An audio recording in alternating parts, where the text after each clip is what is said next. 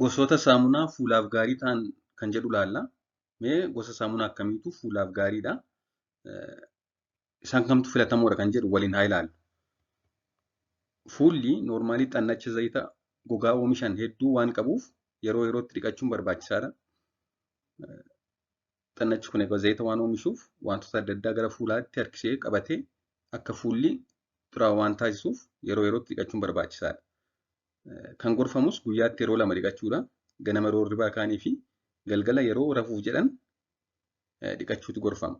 Keessumaa galgala yeroo rafuuf jedhan yeroo dhiqatan kanneen meekaappii adda addaa fuulatti dibatan hanga wanti sun fuularraa ka'utti dhiqachuun barbaachisaadha.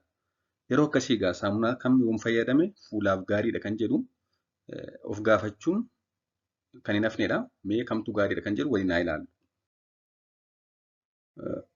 Osoo gara saamunaa filachuutti hin deemin dura inni guddaan yeroo fuula keenya dhiqannu suuta dhiqachuudha.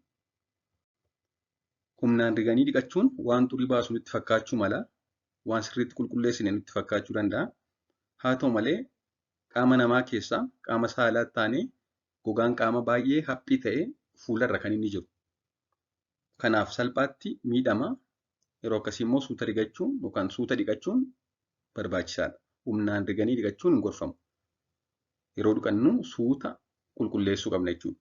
Akkasumas humnaan riganii dhiqachuu fi saamunaa cimaa kan fuula miidhan fayyadamuun gogaan fuulaa ni gogsa waan ta'eef yeroo gogaan fuulaa gogummoo kana laaffisuuf jecha xannachi fuularra jiran kan ooyilii oomishan zayita dabalataa oomishu yeroo akkasii immoo finnisa namatti cimsa jechuudha.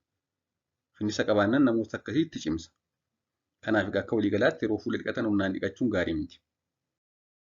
Mee gosoota saamunaa fuulaaf gorfaman kan biyya keenya keessatti argaman keessaa filannee ilaallu kanneen gaggaarii ta'an. Isaan keessaa kan jalqabaa laksiidha.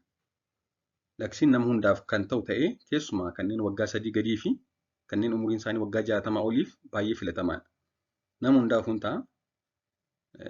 Keessumatti garuu daa'imman kan gogaan isaanii baay'ee haphii ta'ee fi namoota umuriin isaanii dulloome fuula isaaniif baay'ee gaariidha.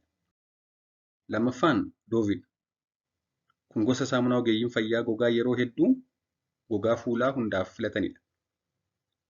Keessumaa gogaa fuulaa uumamaan baay'ee lallaafaa ta'eef gaariidha.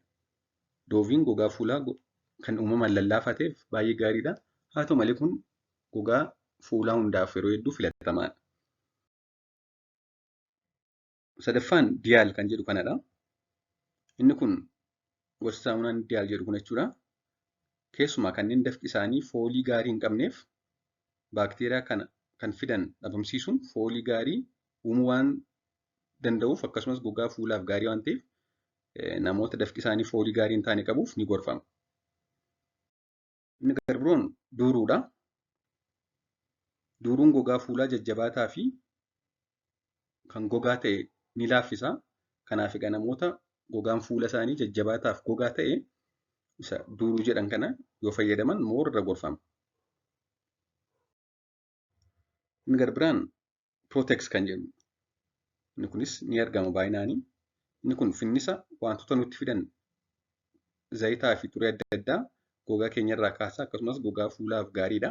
Kanaaf ni gorfama. Keessumaa namoota finnisa qabaniif jechuudha.